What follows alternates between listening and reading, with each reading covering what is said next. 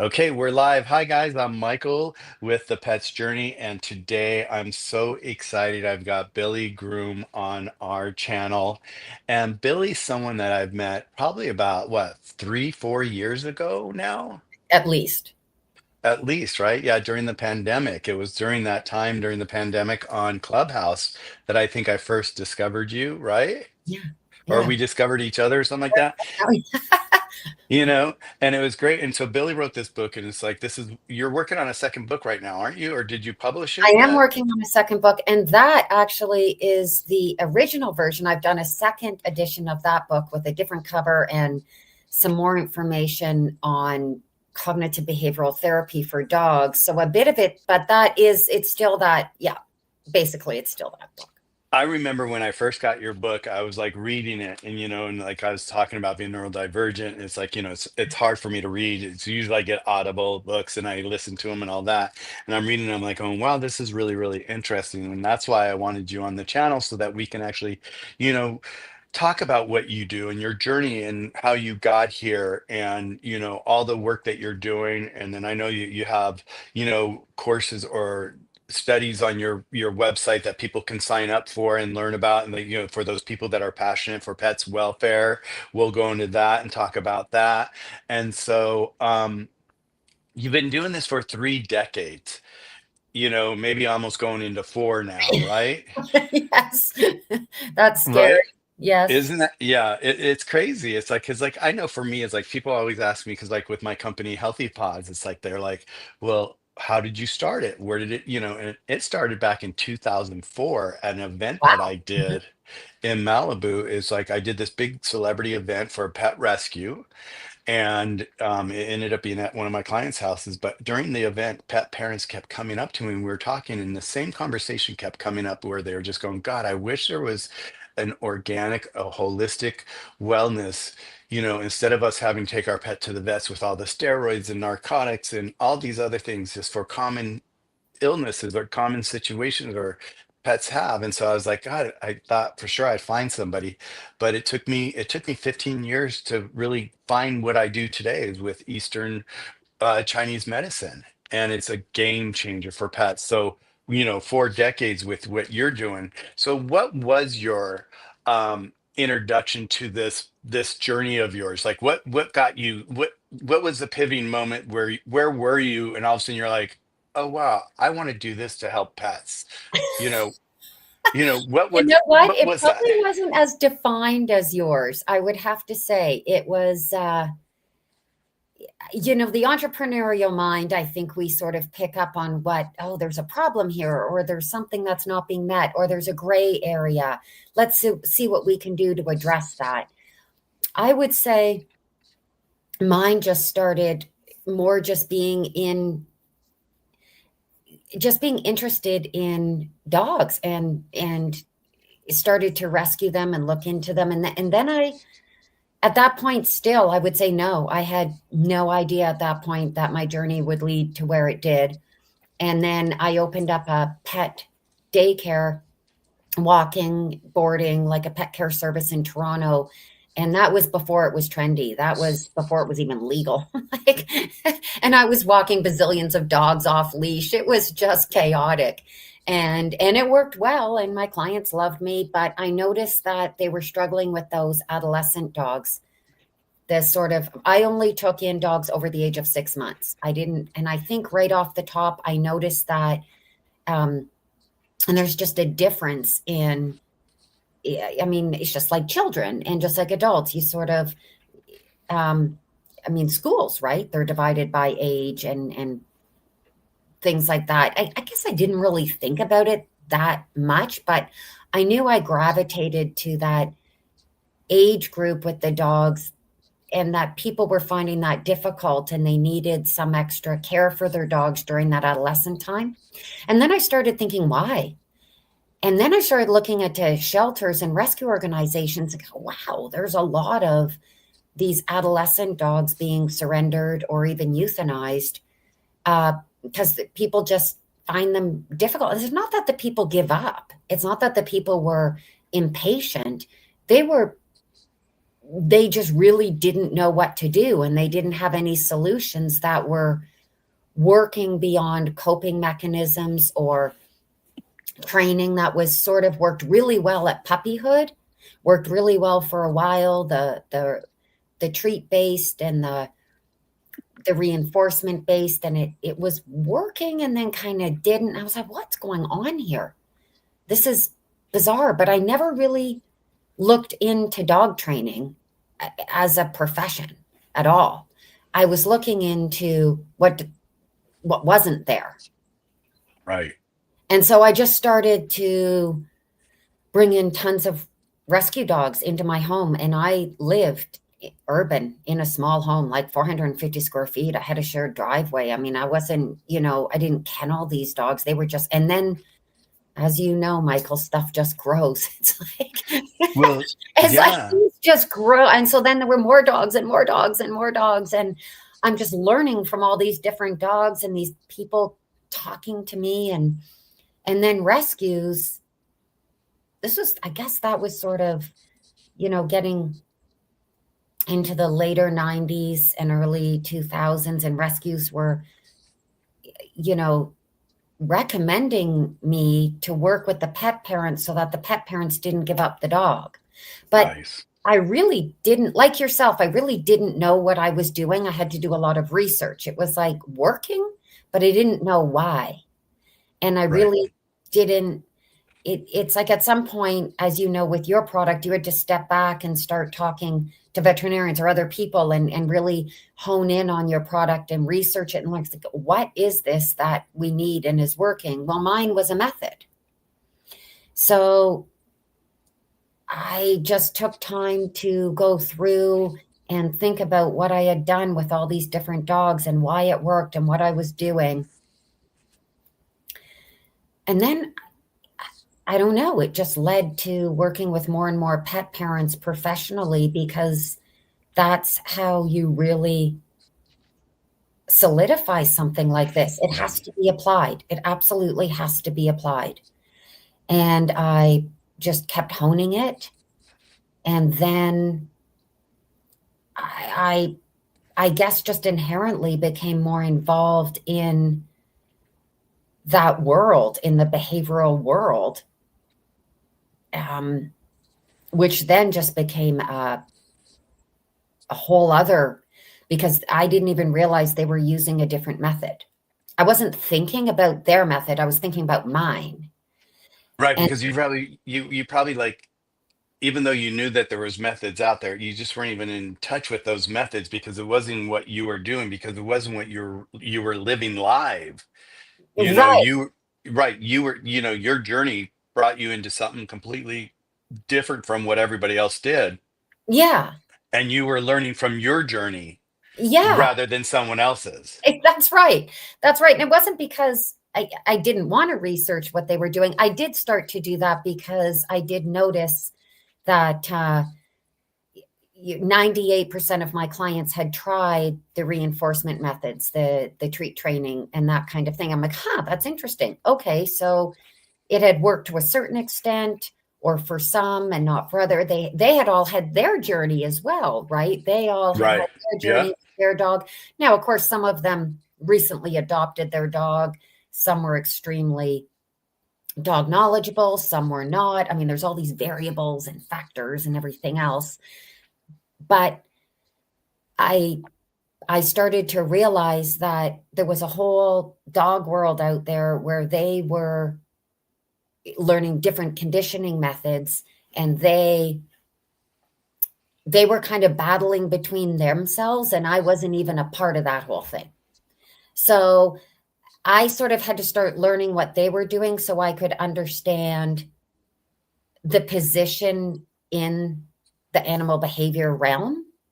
Right. Like what was working and what wasn't working. And, you were able to see, wow, they tried this and they did, Yeah.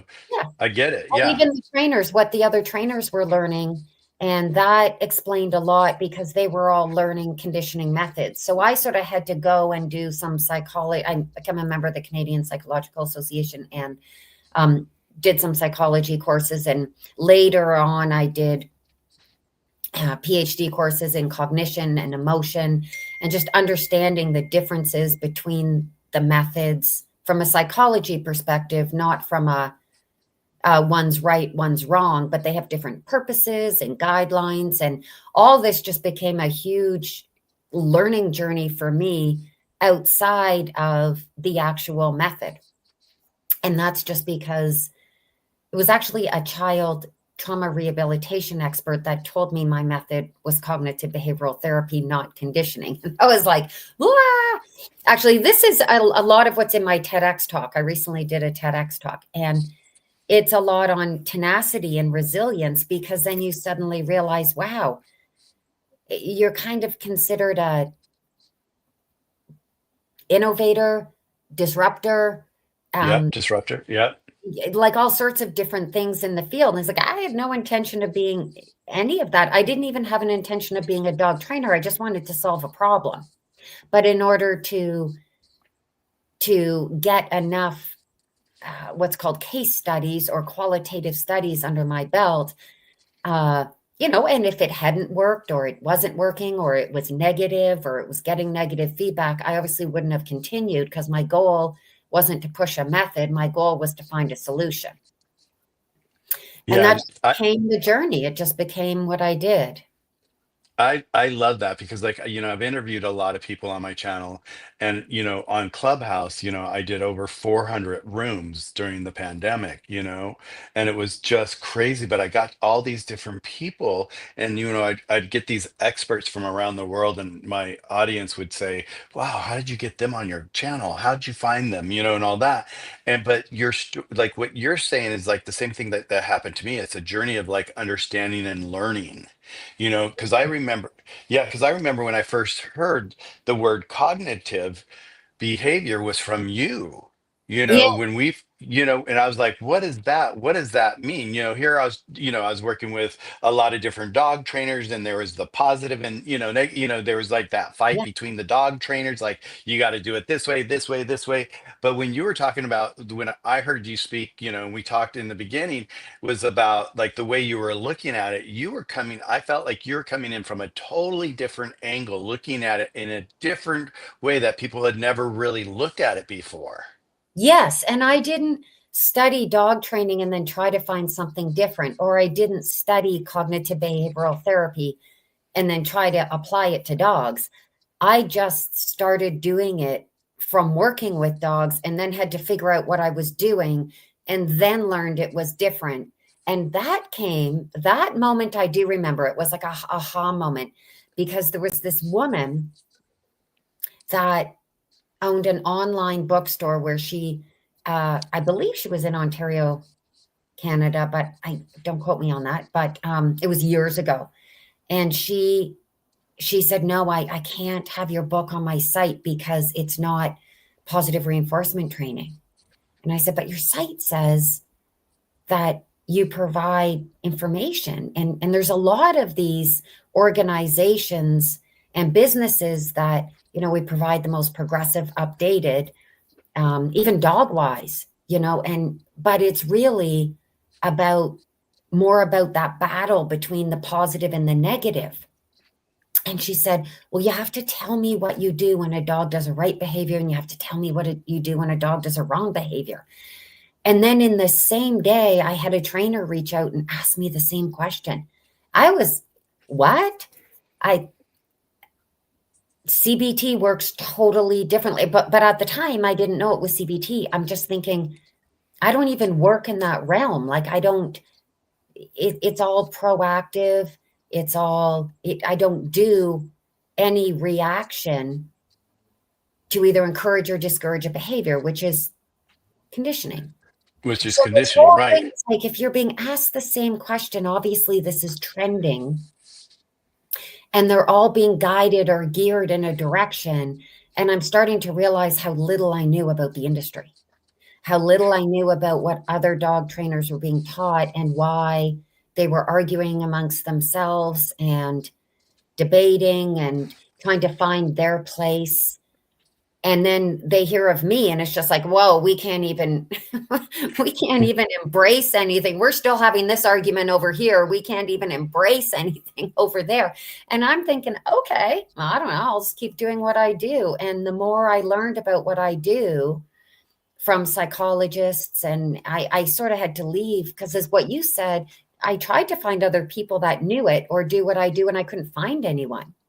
And none of the schools were doing it. Nobody else was doing it. So I tended to gravitate more towards the human psychologists and animal welfare, and getting more back to my roots of seeing animals as sentient beings and having the ability to think cognitively and to process, and just, the whole problems with dogs being surrendered and euthanized for behavioral reasons. And I just went back over to that side because that's where I originally started, and just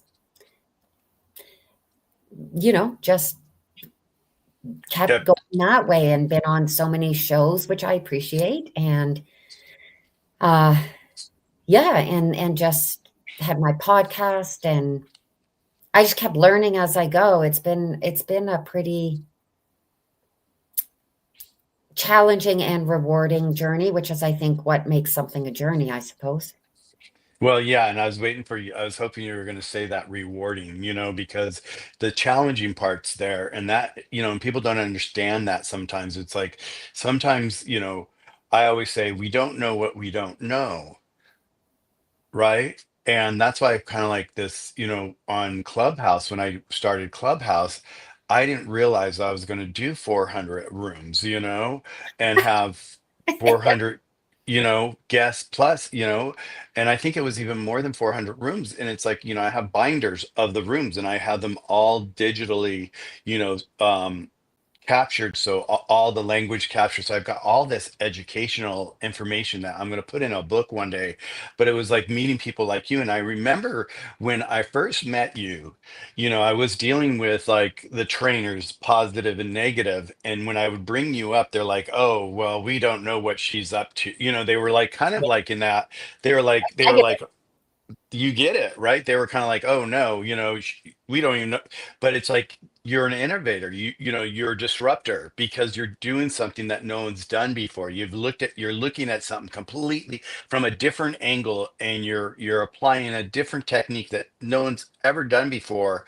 And that's what really grabbed my attention. And that I love that. That's me. You do what I do. You know what I mean? I see an issue and I find a solution. It's not a problem, it's a situation that we can find a solution for, and you dug and dug and dug to find the solution.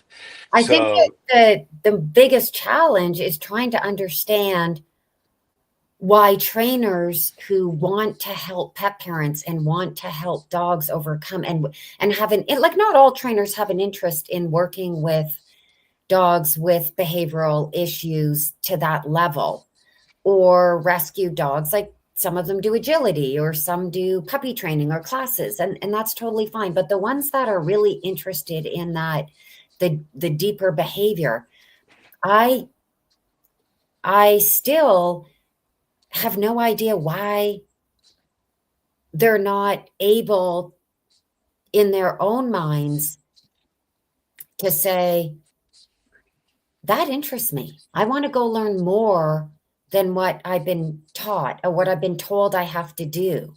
So that part is still, I mean, I have the Institute of Canine Psychotherapy, and there are students, of which most of them are open-minded, progressive trainers, and they're loving it. They're doing really well. They're including cognitive behavioral therapy into they might also be conditioning trainers. They might also have other techniques that they use, and they combine them all, going super well. But it's interesting that the the number, like, when we first met, I said to you, oh, Michael, you're gonna have to make a decision on whether you're you're going to be because I was positioned, as you said, as a disruptor. And in my mind, what? It's funny when you're in your own journey, and people position you somewhere. And I'm thinking, I'm not a disruptor. I'm just bringing something to the table that to achieve our Hasn't been. end goal. Yep. It's sort of like their end goal became to hold an allegiance to a method and to pick a method when, and they sort of lost sight of that larger end goal of Yep. helping pet parents and helping dogs and preventing surrender and euthanasia. They just got so caught up in that battle that they couldn't even, like you said, they're, oh, we don't know what she's doing. Okay, I guess someone like yourself and myself and other innovators or entrepreneurs would take the step to look, which they do. But it's interesting because pet parents never had a problem. They were just, yeah, great, you know. So I guess I sort of stayed in that realm as a dog trainer because pet parents were just so receptive because they didn't Right. have an agenda or hold an allegiance to anything. They Right. just wanted something that worked. That's it. They weren't afraid of losing their um Their license or their friends or their colleagues. Well, they group didn't have or their, licenses anyway, but well, they, right. Right. yeah, but their colleagues or their friends or their little group that they've, I don't know. I mean, I have no idea. I still Well, don't. it's It's like like bizarro it's world. well, it is because it's like it's so, and I see it's like you're being so kind, dancing around it, because like we don't want, like we're trying to tread lightly in these situations, and It's more yet, interesting than anything. It's because I but like psychology. So I sort of view it as, huh, I mean, I yeah, can't speak for them or why, but it's so, I guess I just find it interesting. What I would be dancing around is the emotional challenges in the journey where dogs are being surrendered and euthanized, and pet parents are frustrated, shelters are overrun, rescue organizations are overrun, and yet those organizations with the ability to and the responsibility, because they put themselves in that position yeah, to provide these people with solutions and initiatives, long-term initiatives and sustainable solutions, and they don't. So that's probably the frustrating. I'm right. I'm not sure why dog trainers don't stand up and say, "Hey, we need more. We want more." Maybe they do, and they're trying to get that from the same organizations that they hold an allegiance to. So they, Without going outside of it. yeah, and Yeah. I think that's a little bit human nature. That's called cognitive dissonance, Well, sort of what you've well, been told and what you're comfortable with, and it's like, ah, well, I want to share this with you. I don't know if I did this when you were on the last the last with Rebound Dog, oh if yeah, I did this test. But this is something I learned you remember? It's like is I this have the ice cream? yeah, I have two Yeah. ice cream cones in my hands. What flavors are there? Or what flavor are they? And most people, like 99% of the people, will say vanilla and chocolate Yeah. because they've been programmed their whole life to say vanilla and chocolate, and they can't even think outside the box to say what they really like themselves because they're so locked into that interpretation. So it's like the trainers were the same thing, because like I remember this so intensely with Yeah. you and with the trainers that I was, had on the channel, Kim, and I forget his name that was on the TV show, but they were like, so like they're like, no, it's got to be this way or this way, and I'm like, no, there's other ways to do things if you really stop. And but yet, like you said, they're so tied into those allegiance with their partners or their groups or whoever that was, and they were battling back and forth, which was crazy. I And always it's saw kind them of like back. the industry tells them Yeah, that there's only vanilla and chocolate. And if somebody tells you exactly. that there's any other ice cream flavor, they're wrong, they're bad, they're horrible. And Right. but then you get your people that aren't selling ice cream. They're not in the ice cream industry. They just eat ice cream. So that would be like Yep. pet parents. They're going to go find they'll go, really? Oh, that Oh pistachio, wow, look at, yeah, right? they've got, yeah. But Yep. then people that work in it just get caught up. It's like, no, the industry tells us that this is what there is, and we have to choose one, and that's the one that we sell.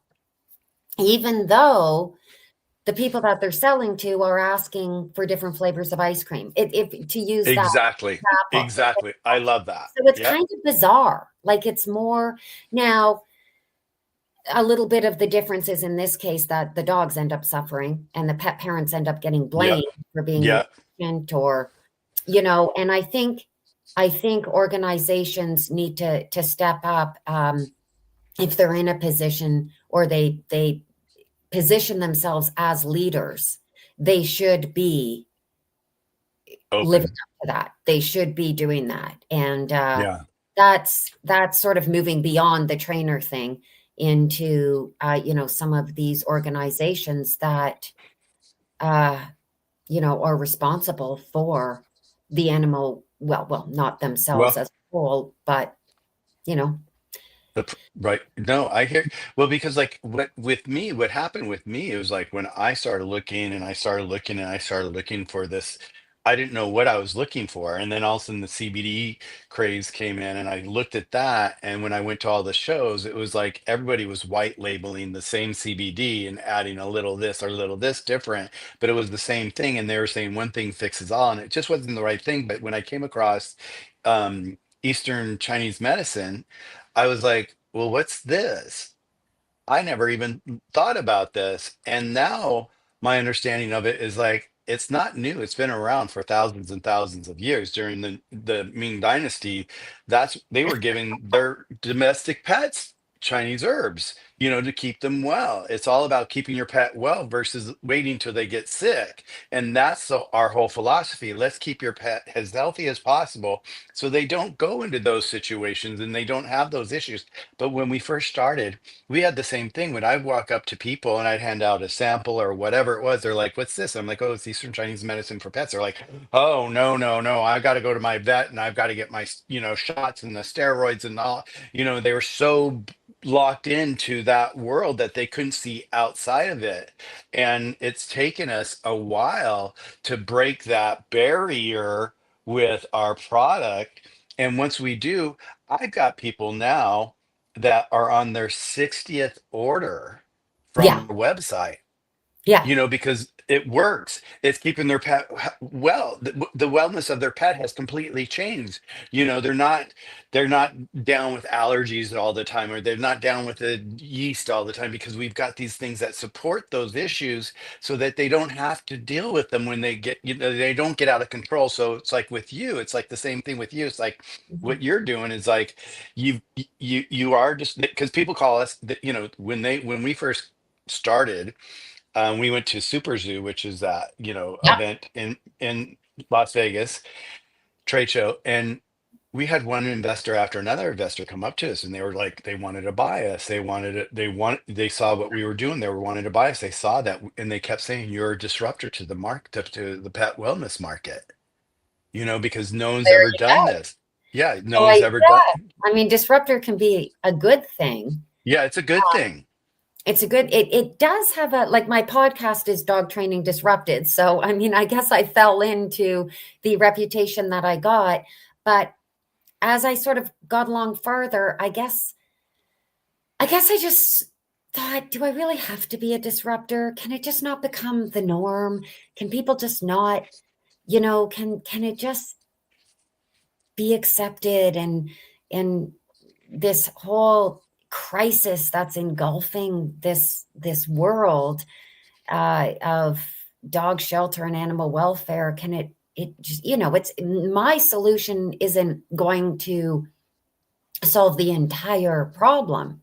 But when you combine it with your solution, Michael, and then for example, spay and neuter clinics or pet friendly housing, and you combine it with all these other solutions for people, financial aid for people that would otherwise be surrendering because they can't afford Yeah. um, to do something that they need to get done. So there's all these different longer term initiatives that involve community involvement. When they all start working together, and you'll see them talking about this, but commonly behavior is kind of put under the carpet because it's like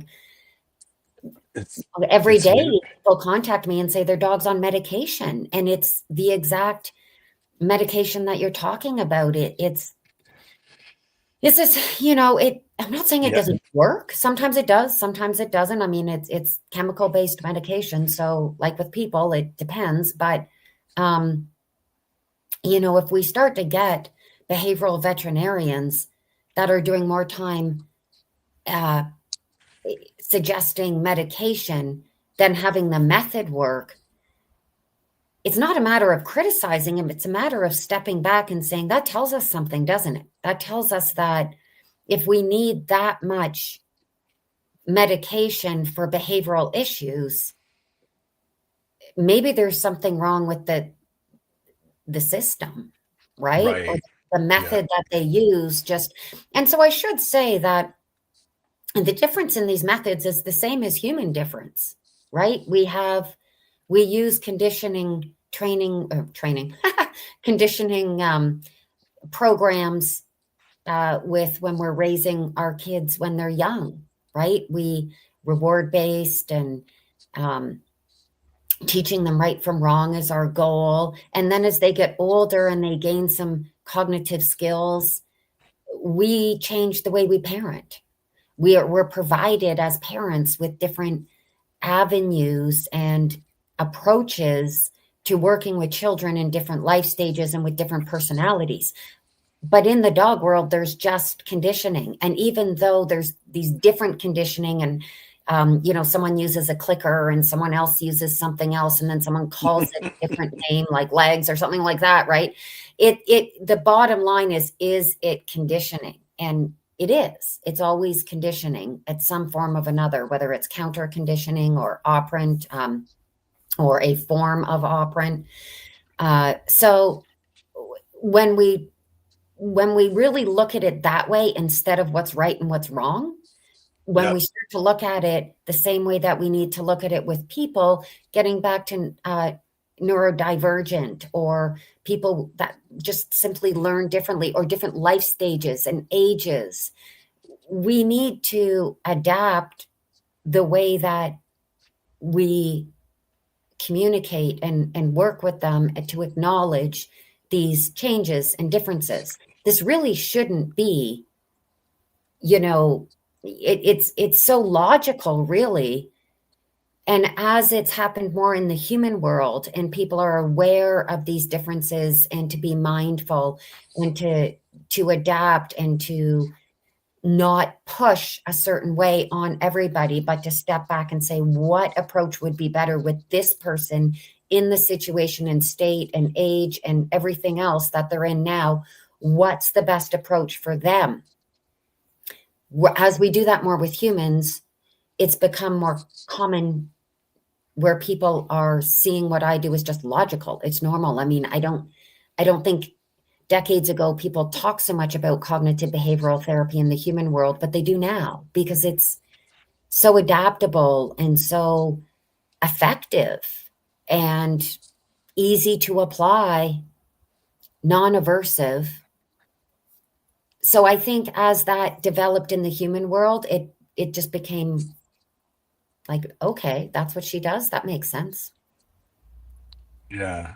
Well, I love that you're here, and I love that we're talking about this because I remember, in the very beginning, we had that like, no, yes, no, yes, we're gonna do way back then, and it was like, and it was also, it's like, and it was like when I spoke about you, like I said earlier, like people were like, yeah, I seen what, they were just like, they didn't get it, and that's okay, because that's the whole thing. It's like, those vanilla and chocolate people, they go along a line like this, and they're and we call, and for me now I understand they're really neurotypical Yeah, people.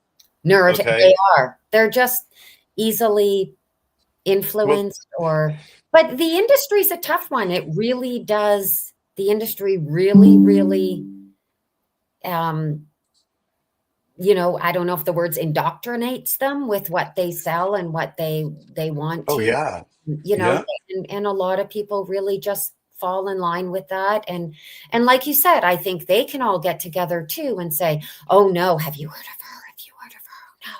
okay, we're all gonna, none of us are going to, okay, what I, it's human. Right, right. They play that. Well, it's like, it's like I always say it's that playground. You have the groups in the, when you're a kid, you have the playground, you have all these different groups, and they're in their cliques. And like I never fit into any of those cliques when I was, at school, because Yeah, of my me either. neurodivergency. Right. And I bet you neither did you, because you're always, I think when I come across people like you, like myself, it's like when we see a solution, when we see a problem or an issue, and our brains like want to go and find a solution rather than dismiss it. You know what I mean?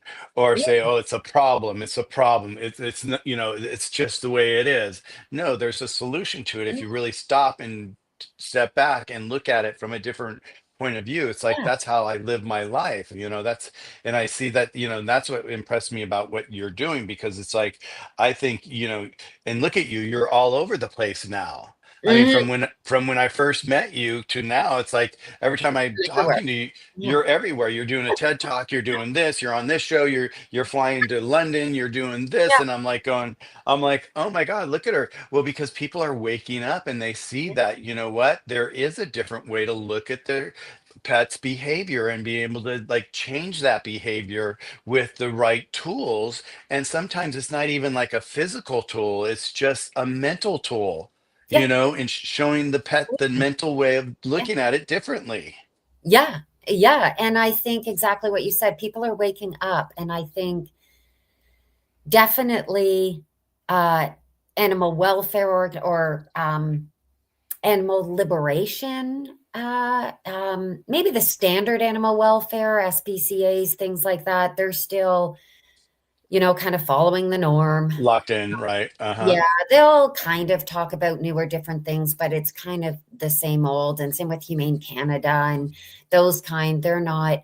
So I've sort of learned where I'm going to be accepted more. But on the same note, like you said, when you're kind of seen more and more, but I also think it's because the recognition of the problem. Like, you have a solution, you have a product that's a solution, but you can imagine if it wasn't really considered a problem, your solution isn't going to be recognized. Welcomed, You right? have a product that does address a needed area. Yeah. But I think before, people just didn't really see the problem in the shelter and rescue system. Um, they didn't really. They didn't even look at it. Yeah, and now it's become something that's very, we have a crisis here. There's a crisis. Yep.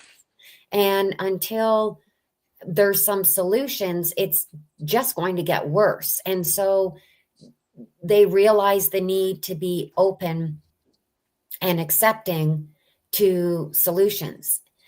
And it's interesting, again, getting back to the journey, what I learned was that because I'm preventing dogs from going into the shelter system doesn't see what they don't see. So they're not seeing the dogs that aren't Right. going in there. So I'm kind Yep. of part of the stats that they don't have. But instead of Right. reaching out, or instead of, doing these research and these statistics, and the people that do surrender, what did they try? Even with, your products as well. If people were going to the vet, what did they try? And did they just try the standard stuff that vets are giving out? Um, at what point do they reach out and try and find something different without just giving in to, well, I guess there's nothing else I can do? Right. Well, and you're saying it. It's like I see it all the time and I hear it all the time from my clients. And it's like, it's like it's so cute because like when we get a pet store that takes our product into their store, we do training with the staff and all that. Yeah, And what I've learned to say to them, I'm like, okay, your goal is your first month, sell one product. Your second month, sell two products.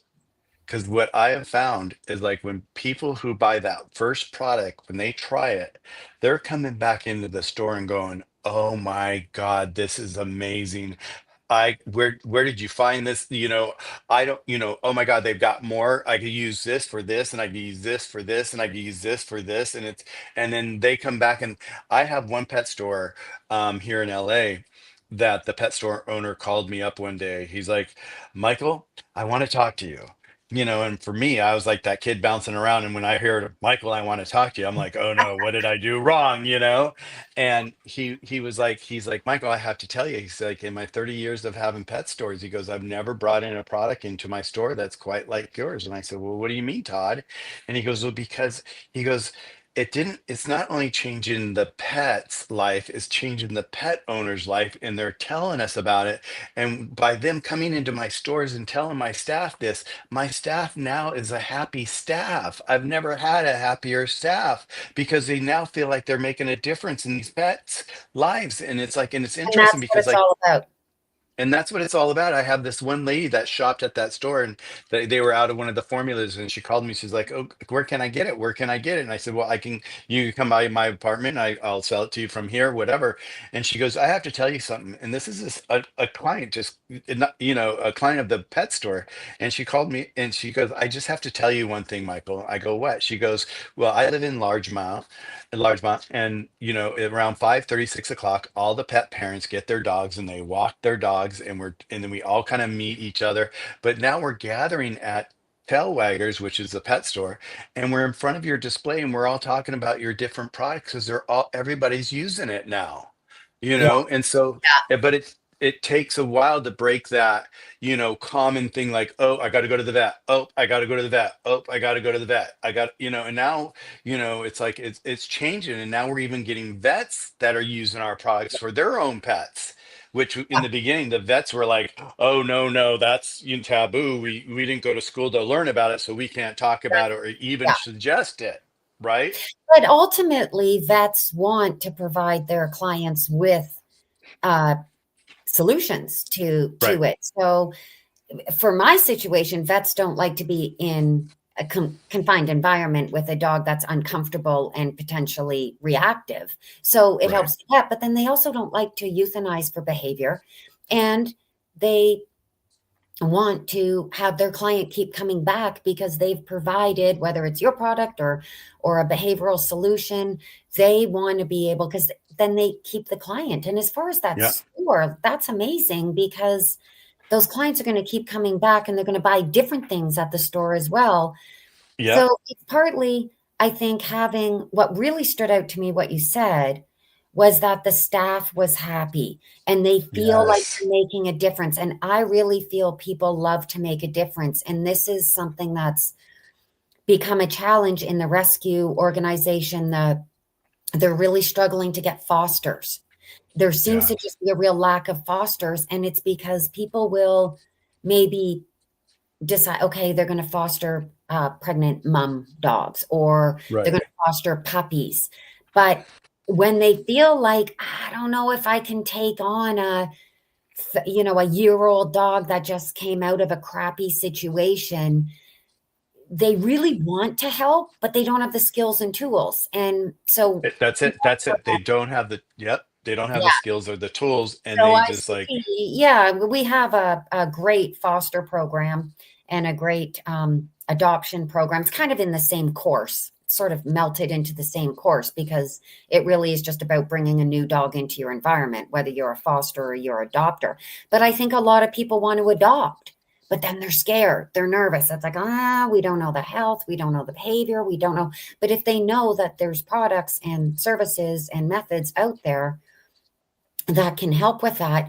I truly think a lot of people would love to do that, and then they kind of go on their own journey, right? You know about people's journeys. So they'll go on yeah. their own journey of, okay, so I adopted or fostered one or two. Now I want to do more. Now I want more.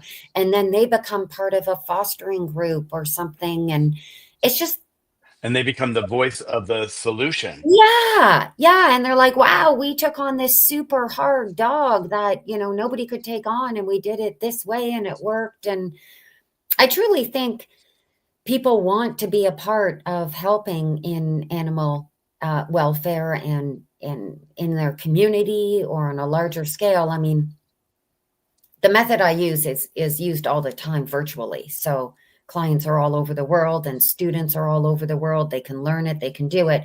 But when it comes down to it, I think a lot of people just really want to help within their own community and to be a part of Right. their own community.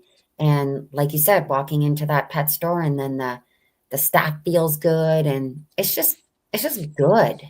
Yeah, he's like, Michael, I can't believe my staff. He goes, I've never had a happier staff. You Mhm. know, it's made a difference. And like what you said, it's made a difference even in their cells. Mhm. You know, because the staff is like happy and joy, you know, and they're like, oh my God, let me show you this other thing over here that would be great. Or, you know, and they get engaged with the clients, and the clients feel like they're one with the store, and they now have these common bonds with the staff, and you know, they trust. And so, yeah, so I love what we're doing, and I love what, you know, like our review, you know, you read our reviews and they're just unbelievable, you know. And like one lady just left one a few days ago. Her name was Amy, and she was on our No More Drama. She goes, you know, it's life changing.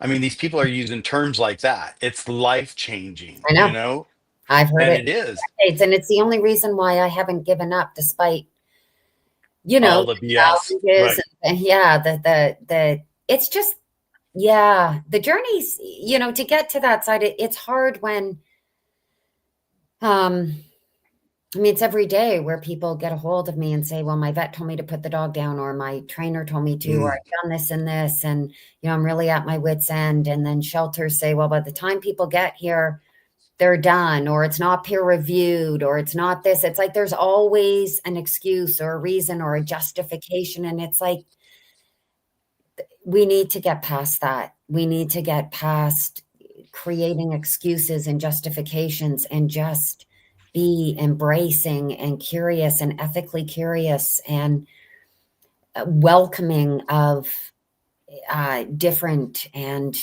things that work. And the bottom line, yeah. if it works and it's making a difference, that's it. That's all it is.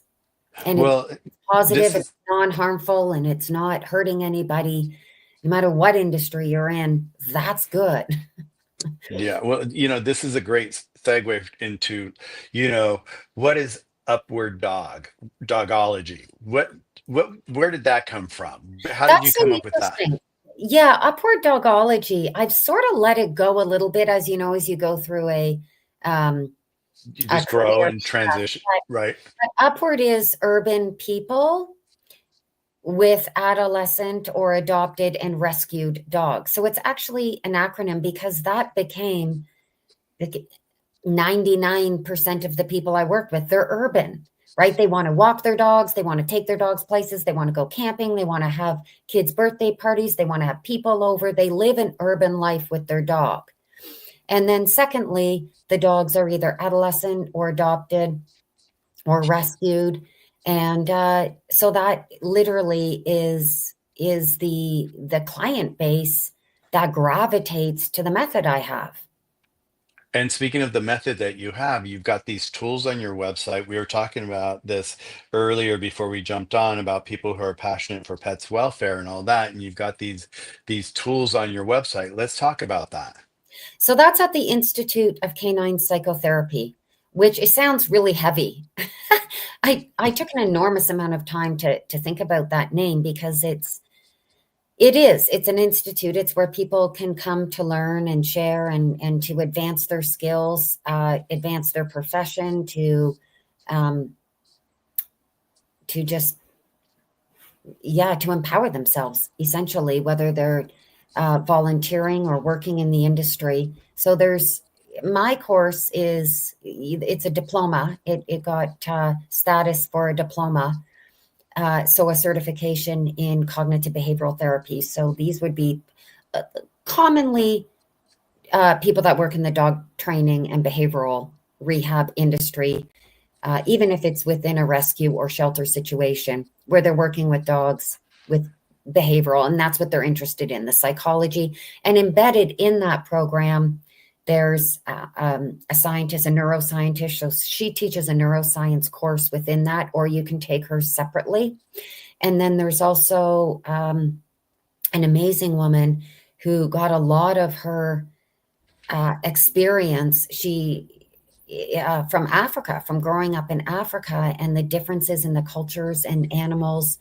And she's a doctorate in different animal welfare approaches. So she teaches a course along that. So it would fall along um, how to globally embrace different cultural aspects of animals and how we relate to them and how we understand them. And then there's a course by a veterinarian, and then there's a course by a bioscientist who does more of, again, on the brain, not so much, a little bit different than the neuroscientists. Their information crosses over a little bit, but they just talk about brain development and the impact on behavior and the impact on emotions and cognitive skills, and how we need to how that relates to cognitive behavioral therapy to effectively relate to these animals and bond with them, especially in those challenging stages or challenging dogs. And it just helps people understand dogs better, or all animals really better. Well, It sounds heavy, but it's actually all the courses, the feedback's amazing because the instructors are amazing. But the instructors also make it really relatable. But the courses are getting incredibly good feedback. So I'm really, it's only been a year. That it was only wow. a year Well, ago. I mean, when you said that, you've got the certificate, I'm like, God, you've come such a long way. Well, You really have. I started that institute because I was on so many shows and talking about it. And I just had so many pet parents. I needed to get other trainers learning it because I couldn't keep up with how many pet parents. And then secondly, people were rightly complaining. They're like, okay, you have this method, you teach it to a pet parent, but when a pet parent learns it, they're just learning it for their own dog. They're not learning the entire method.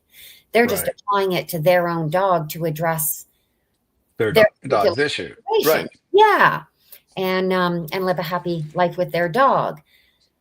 But professionals in the industry or people who wanted to volunteer were saying we need to know and understand this on a larger scale to be able to understand it from front to back, like any other method, any other Mhm. Right. program and method. You have to start at the beginning and work your way through. And they were right. It was valid. I mean, I'm talking about it, but I'm not teaching it in its entirety. And so that's where that came from. So the full diploma CCBT to become a canine psychotherapist is taking people about a year. There's some of the students now are hitting that. There's a mentorship program, which is phenomenal because you need to practice stuff hands on. You need to be able to apply it and be comfortable and go out there. And so there's now some students just getting to that point where they're Wow. off and they're impacting their community. And yeah, one of the students within 6 months in the program quit, just left her day job. She had a sales corporate day job, left it, and she had already dabbled. She was doing conditioning training and was doing fairly well in her community. But as soon as she started to incorporate CCBT, she was just, I'm out of control. And so she hopped right to the mentorship program. It was a bit chaotic. It was like, okay, we got to go here, but it's a good problem, right? That's a good problem. Do you ever stop and acknowledge this beautiful creation that you've created? That is such a good question because my friends have said you have to, because I don't think about that enough. I always think about what more can I do? What more can I do? Where, and especially when, trainers are just turning it away, and I Mm, can't understand because it's just such a roller coaster, right? It's um, you know, you can't be doing this or you can't sell this or whatever. It's like, well, I don't know. I think if you ask the dogs that are now not dead, I'm not sure they'd agree with that, right? And the people that happy with it. So, I mean, like I said, I don't think it's a matter of being right. I think it's a matter of getting it right. And at this point, you're right. I have to step back and say there there's a lot of stuff I did in my journey that I could have done a lot better, a lot faster, a lot more. I could have presented things differently. I could have done a lot different, but No, you need the but journey to get there. I did some stuff right. And what I did right is really making an impact. And I just have to remember that and I have to remember I'm first and foremost an innovator, a Yeah. solutionist Yeah. in animal liberation. And That's that big. I have been successful in. My success will be admittedly limited because it's not about my success. It's about my success is, in my point of view, determined by my impact on being able to alleviate the crisis in it that's engulfing animal welfare, domestic animal Right. welfare right now. Right. So that's my success, but I can't do that on my own. I need other people to know the method. Yeah. It's just a fact. Other people have to know it. Yeah, there's no way that you could do it. What you've created and what you've tapped into here. Everybody, every trainer should be taking your classes. Why not? Every trainer should have your course underneath Yeah. their belt Or because I mean, at least one trainer in every community or one trainer that's affiliated with the rescue organizations. Rescue organizations do that. They'll say, I just don't have the money. Well, unfortunately, I have done a ton of volunteer and have dedicated my entire life to this. So I do charge for the courses. Of course I do. I'd love to not, but I also think it's common. It's common. I mean, these people put money into their professional development and what they do. So it's common. So yeah, when the rescues reach out and say, we can't afford your courses, well, there are trainers that you look to help you with these challenging dogs that you don't want to euthanize, but have come back or are difficult to home. Or, it's sort of like, hey, we have this great dog, but has to be in a home with no kids, no dogs, no cats, can't be walked, has to have a fence. Or no, no, no, no. Has to have someone home all the time. Can't have guests. Okay, oh my goodness. It's hard to home those dogs. My goodness, yeah, right? So yeah, yeah. with every rescue organization, you know, uh, suggested to a trainer that they really like and that they really trust, hey, can you, then we'll refer you. They're also, that trainer's going to go out there and work with people to prevent the surrender. And that's where we're really starting to make a difference. That's Like, where the magic is. yeah, yeah, it's like just prevent that surrender in the first place. And then we start. Yeah, totally. Then you make the difference. Um, what advice do you have for pet parents, that are coming across this issue when they go to rescue a pet and they maybe they even fall in love with a dog that, is a, 6 months or a year old, and all of a sudden they see that it has some characteristics of some issues and all that, and they're afraid of it. What's your advice for them? Like how can we get how can we get a message to them to think through that? Yeah, that's a good question, because that's definitely a common dog that would be a perfect candidate for canine cognitive behavioral therapy. The other one is a dog that's been raised in a very good home, and the people have done everything right, and standard methods did work really effective. Like the dog's house trained, is social, is great, good with dogs, and fits into their family, and then hits that adolescent stage and things are just changing. Same with children, right? And they hit different Yeah, stages, like, what just happened yeah, to my, who replaced my dog? So, I think the first thing is not to blame yourself. It's normal. Like, it's normal to have those challenges. It's normal to, for dogs to go through these stages, and it's normal to get frustrated.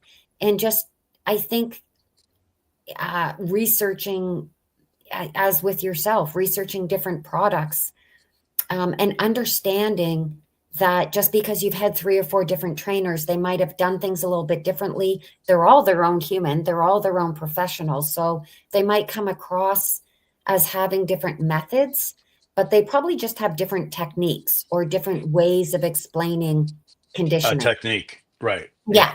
So it's still a conditioning.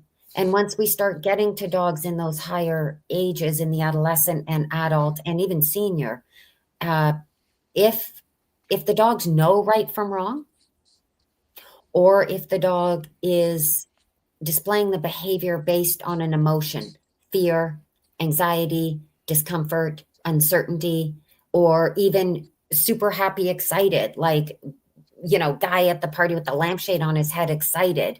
If it's an emotion leading to the behavior, then that's when you need CCBT instead of, and conditioning can work. Sometimes it can. But if what you're doing isn't working, there are, as with your product, there are other Other there's, solutions. yeah, there's other ways. Yeah. So just reach out. Just reach Yeah. out. And I really encourage people to ask their veterinarian why, if they did ask their vet, or they did call up their shelter or their rescue organization and they weren't getting answers that they needed, and it's just putting their dog on standard medication or coping mechanisms, go ask them why, because I can't answer that. I get asked that all the time. Billy, how come my trainer didn't know this, or how come my rescue didn't, or how come my vet different? It's like, I don't know. I can You have Well, to it's ask them, and some vets are like, wow, that's great. Okay, sure, I'll recommend that. And some rescue organizations do, and others are, mm-mm. Even though they're looking at a dog right in front of them, that needs help. that's fixed, that Yeah. it's worked, Yeah. but Or this yeah.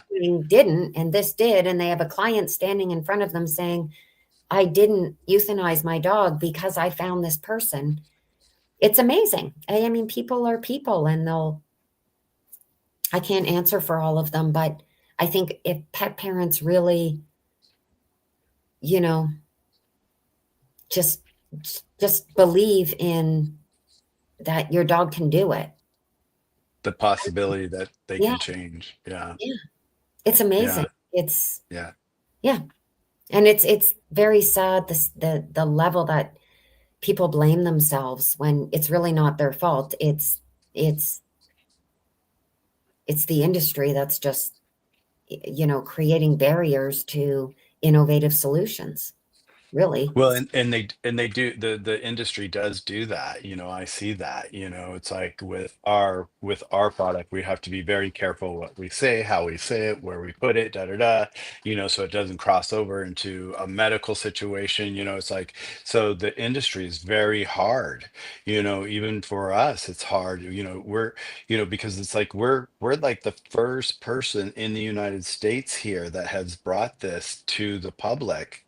And at first they're like, well, is it medicine? No, it's not medicine. It's just herbal blends that support the wellness of, I mean, people laugh at this, but all our formulas are human grade, and I actually take our Forever Young.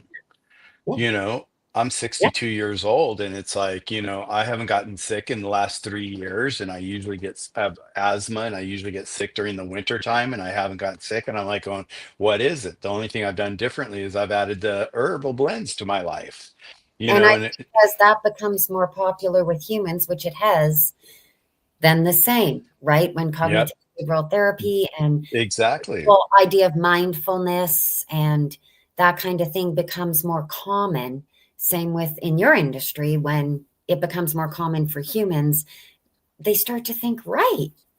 I mean, a dog has cognitive skills, has emotions, has functions, bodily functions, right? So why would Yeah, this work for my dog? Right. I mean, it has to be adapted um, to structure, right. differences between a human body and a human mind, and but the platform's the same, the concepts are the same, the fact that it's in your case all natural and herbal is the same, it's just adapted. It's just adapted, that's all it is, right? Exactly, I love that. um what would you like, is there something that I haven't asked you that you would like to share? Oh, um that I'm nice and I'm not a disruptor.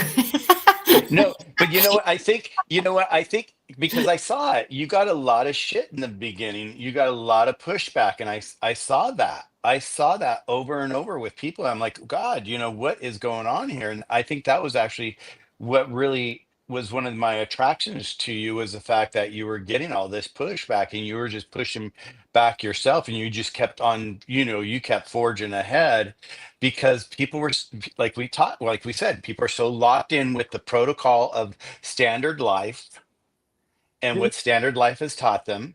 The same thing with food. It's like, look at the food. you know Kibble came along in the 50s, and everybody like jumped on the kibble ban, and everybody started feeding kibble, kibble, kibble. Well, kibble's like the worst thing to feed your dog. They're not getting nutrition out of it. It's just and now people are now waking up, because and it wasn't their fault. They didn't know what they didn't know, so it wasn't their fault. We're not blaming anyone.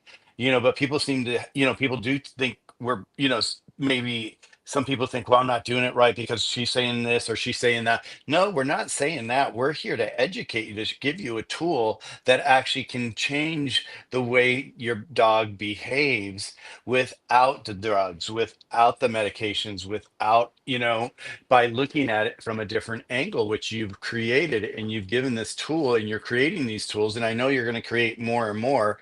And the word disruptor, it's like, it's a good word. I think you've attached it as like, being attacked, and I understand that. I get that from like watching you in your world that you've gone through in your journey.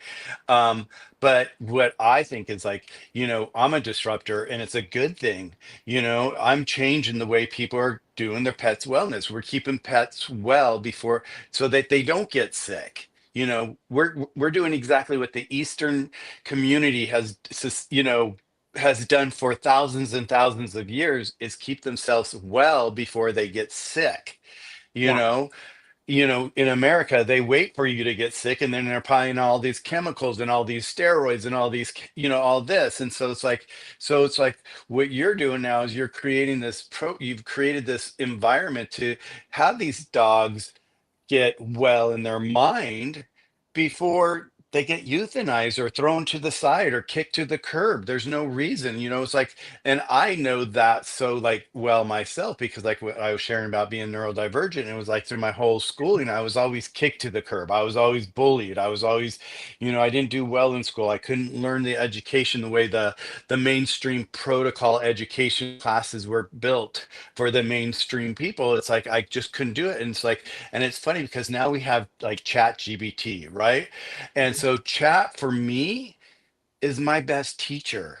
I've never had a teacher in my whole life that I can ask a question in my words and get it answered, and I can understand it. And it knows that I'm neurodivergent, and it knows how it's interesting. And they're actually now, the government, Non-judgmental, completely non-judgmental. completely non-judgmental. And what's so beautiful is now the government is actually creating a program for kids with learning disabilities, and actually bringing chat into those schools, and they're working on developing that program right now. And And some people are like, yeah, yeah, but some people are like, oh, you can't do that chat. No, they've got to have a teacher. And it's like, no, they there's do. other. It is a teacher. It's It just a is. teacher. It's just a different teacher. It's the teacher that understands them and who they are versus who the whole classroom is, and trying to do it just for a whole group versus one person. And so, And I think I it's that whole gets back to there's not one right way. The goal isn't to be right. The goal is to get it right for that situation and that person. And in order to do that, there needs to be multiple avenues and resources in anything that we're talking about, right? I think we need to question. And I guess getting back to the trainer thing, I guess they're just so caught up in it. Well, there are two different ways. There's the positive, there's the negative. And what's interesting, it and to what you're saying as well, is if we want to educate children, we have to provide them with what they need. So if the yeah, goal is to educate children, then stick with that larger long-term goal, right? Don't get caught up in this is the one way and all kids need to be educated this way. We're going to fight for this. What we should be fighting for is the longer term goal of educating pet parents and helping and keeping dogs and blah, blah. So I don't mean blah, blah. I just mean we've talked about it a fair bit. But the one goal that's really big in the dog world is eliminating negative practices and harmful practices. Yeah. Well, one of the best ways to eliminate harmful practices is to eliminate the perceived need for them, right? Yeah. Like that's a standard across the board. If you want to get rid of something, it's kind of like if I can talk about this briefly, it's not preaching, but if vegans want to really push vegan, then coming out with more plant-based products that are good. Okay, because one reason people is because they don't like their options. They don't like they're going to eat what they like. So by creating more options and more solutions, we can inherently get rid of negative methods. And Yes. people feel like, oh, I have to use this, prong collar or this mean or something, electric shock. They have to, whatever it is that they feel they have to do. One, because it works in the moment, which is, A I'm not, Band-Aid. yeah, it's like we don't, how about, it just blows my mind. Like it's so bizarre that there's so many trainers and schools and professionals and leaders in the industry really, really adamant about getting rid of these negative, and yet no, we can only promote positive reinforcement training. And it's like, but if there's a way that we can help more dogs with methods that aren't negative, we're going to just inherently get rid of a lot of these negatives, because some people just gravitate to that because what they're doing isn't working, or it's not working in the stage for that dog. It doesn't mean it doesn't work all the time, but it's just not working at that moment with that dog. So that is really bizarre to me. That one I find really confusing, because they're really, it's a valiant fight. It's a good fight. It's like they really want to promote that positive reinforcement, or or do they want to promote non-aversive methods and practices? And those are two different things. They want to promote positive reinforcement training, that's fine. But if they want to promote non-aversive, effective practices, then they need more than just one. It's actually, One. because it's only half of operant conditioning. Yeah. We're getting a little into the psychology behind here, but we can't expect half of a psychologically proven, scientifically proven method to fix all dogs, right? It won't. So Right. it's It's just bizarre impossible. to me Right. that they wouldn't be out there looking for more non-aversive effective methods. Yeah. It's Yeah. kind of, it's got a little convoluted, where you'll see on websites, you have to use positive reinforcement training. No, you really should be using non-aversive effective methods. That's really Yeah. what we want. But somehow it got kind of convoluted. Well, it's just like, once again, it's that protocol that was built early on in life and people are stuck to it. It's like I remember like when I was in Palm Springs and we were handing out samples and there was an older, and they're an older crowd in Palm Springs, right? And so I was handing them out and all of a sudden the older crowd was like, "Oh, I've got my bed. I go to my bed. They'll take care of me." And I'm like, "Well, this is just something organic. It's natural. Just give it a, oh no, my bed. They're so boxed in. They can't get out of that box. And that's what, hopefully this, doing stuff like this and everything that you're doing around the world will help bring this change and awareness so that people understand there's a different way of doing things because they Wait, just it's I, yeah. Sorry, I just want to comment on what you just said. That's so interesting. Sorry to interrupt you, Michael, but it's so no interesting go. because if their vet recommended your product, they would hop on it, right? So they're holding Yep. an allegiance to their vet. So now we Yeah. start to think, is it the responsibility of the vet, or the places that teach behavioral, the places that teach positive reinforcement training or conditioning or whatever it is that they teach, to say, with the Institute of Canine Psychotherapy, I'm very clear to say, this is what we teach, but feel free to go learn elsewhere. Feel free to explore and to learn other methods. And educate yourself on food and your product and things like that. This is just what we teach. The problem comes in when people hold an allegiance to a leader or an organization or a professional. And until that person or that organization acknowledges, they're like, no, no, no. Yeah, Right. totally. So It's it, like with, yep, with our, like, I hear it all the time. It's like, why, we had one person in the very beginning, he's like, his dog had cancer, and he's like, oh my God, can we do chemo radiation? He's like, no, she's got 6 to 8 weeks to live. Bring her home, get her comfortable, and just let her be. And he goes, well, what do you think about Eastern medicine and Chinese medicine? And he's like, the vet goes, well, we didn't go to school for it, so we can't talk about it, so we can't share it. So that professionals, their allegiance is what they studied in school, but they didn't break out of that box in school to learn what else is out there that can actually be a holistic solution for what's going on. And and it's like the vet was the vet was nice to him. He was a friend of ours, and at the very end of it, he goes, well, if they're your friends, reach out to them. And we put her on the formula, and we don't know why or how. We put her on our longevity and our calming formula, and we don't know why or how it worked. It's just the herbs, but she ended up living a year longer than expected, there you you go. know? And Yeah. it's just, and all I can think of, it just boosted her immune system just to slow down the growth of the cancer. Maybe that's what happened. I don't know what happened, but she lasts, a year longer. But it's like these vets, they go to these schools once again, and they're teaching them this stuff that's been in this box for decades, and they're not breaking out of that box for even the students. Yeah, and I think, I mean, that's a highly regulated industry. So it would Yep. be nice if that said to, AVMA or CDMA or whatever, and said, hey, can we also have this included in our schooling? And they are starting to expand on what they're learning Right. And in yeah, school. But behavioral veterinarians still only learn conditioning methods. That's it. So they're yeah, learning the same stuff the everyday dog trainers are learning from the schools in the unregulated. So behavioral is an unregulated industry. yeah, But it yeah. would be nice if these organizations were transparent and said, this is what We this is what do. And we and currently there's do, this. Yeah. but there's other stuff, or Yeah. we recommend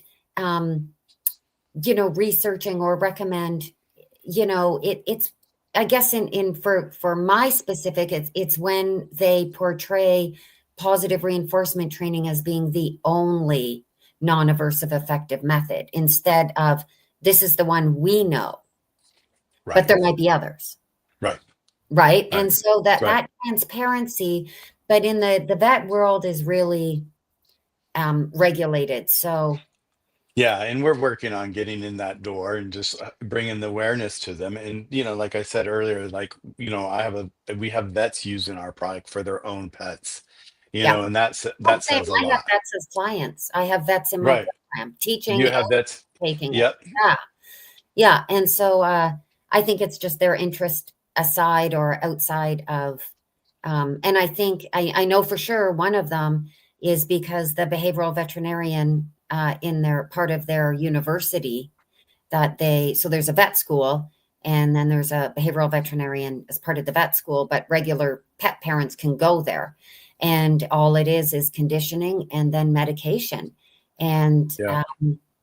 I think that he's just sort of, I mean, I think within that environment, he will, probably have to continue to recommend that. But the fact that as individual people who care about animals, they're going off on their own to explore, which is great. Which is great, which is a whole new, and people are on their own journey now. I get people all the time. Mhm. Well, I hate to do this to you, but Yeah, I do I have to know, my wrap up. goodness. I know. You know, I've been dying to have you on the show and have you here, and it's been such an incredible show. And it's just like, I could go on for another 2 hours with And you. we know we could, because I think the Eh, first time we talked for like 4 hours. And I think we know Right. we can do that. But Yeah, I appreciate this. And I love that we didn't plan anything. We had we just, Agenda. no agenda, nothing. And Yeah. this is what came out. So I hope the listeners resonate with it, or send me Oh, I'm sure they questions. will. You know, it's all I about, mean, it's been 4 decades so feel free to reach out. Thank you so much, yeah, Michael. That was definitely. great. Well, Billy, thank you. Thank you. You just like, you're a star in the world and it's bright. Maybe, even though there's some people out there going, it's like you're going to get pushback and and that pushback only gives you the energy to push further. So, congratulations. And I respect what you're doing. And I thank you for what you're doing for all the pets out there and You as well. making the difference, Yes, Michael. You as well. and Mutual support means so much. Thanks so much. thank you, darling. I'll see you soon. Okay, take care. All Bye. right. Bye.